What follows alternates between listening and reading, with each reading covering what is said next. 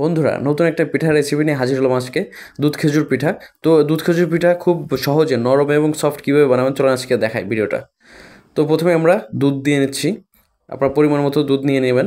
দেন হচ্ছে একটু লবণ দিব, চিনি দিব একটু। চিনি দেওয়ার পর একটু নেড়ে ছেড়ে আমরা এখন দিয়ে দিব চালের গুঁড়া। তো চালের গুঁড়া আপনারা 1 কাপ দিবেন। দেন হচ্ছে ময়দা 2 কাপ দিবেন, কারণ এটা দিলে খুব সফট হবে জিনিসটা। তো আমরা এবার ঢেকে দিব 1 মিনিট মতো। 1 মিনিট পর এটা উঠাবো। এটা উঠায় একটু নেড়ে ছেড়ে দিব যেন জিনিসটা মানে চালের গুঁড়া এবং ময়দাটা যেন ফুটে ভালোভাবে। তো এই জন্য নেড়ে ছেড়ে দেওয়ার পরে জাস্ট আমাদের এটা আমরা তুলে নিলাম। এখন আমরা ভালো করে জিনিসটা মুথে নেব। এর মধ্যে একটা ডিম দিয়ে দেবো যেন জিনিসটা আরও সফট হয়। তো আমরা এবার তেল দিয়ে মেখে নিচ্ছি। একটু সয়াবিন তেল ইউজ করবেন আপনারা। দিয়ে আপনারা ভালো করে মুথে নেবেন। প্রায় 1-2 মিনিট মতো এই জিনিসটা মুথে নেবেন। তাহলে কী হবে, জিনিসটা অনেক সফট হবে এবং পিঠাগুলো অনেক সুন্দর হবে। অবশ্যই খেয়াল রাখবেন যেন জিনিসটা সফট হয়।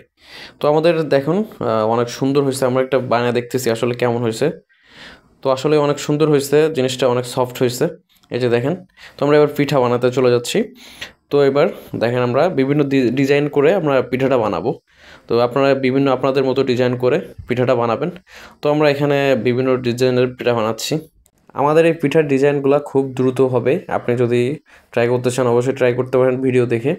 দেখেন জাস্ট আপনার ইচ্ছা মতো আপনি ডিজাইন করতে পারেন।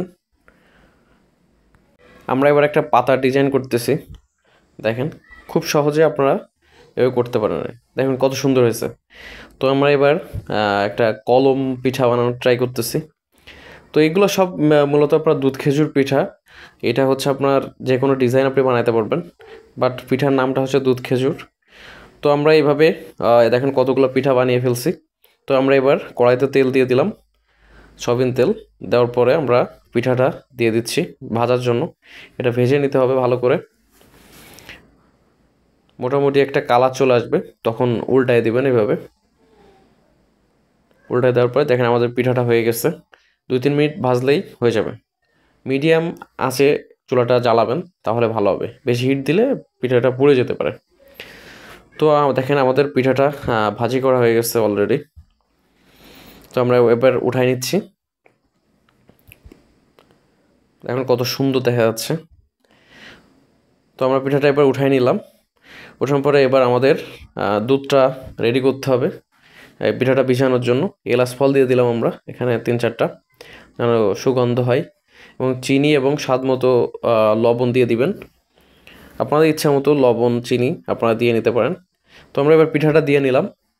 পিঠাটা এবার একবারে চুলাতে কোনো হিট থাকবে না, জাস্ট চুলাটা অফ করে রেখে দিবেন। এভাবে 20-30 মিনিট রাখবেন, দেখবেন পিঠাটা কত সুন্দর ভিতরে দুধ ঢুকে গেছে। দেখেন আমাদের পিঠাটা অনেক সফট হয়েছে, অনেক সফট হয়েছে। আপনারা এভাবে যদি ট্রাই করতে চান আশা করি পিঠাটা অনেক ভালো হবে।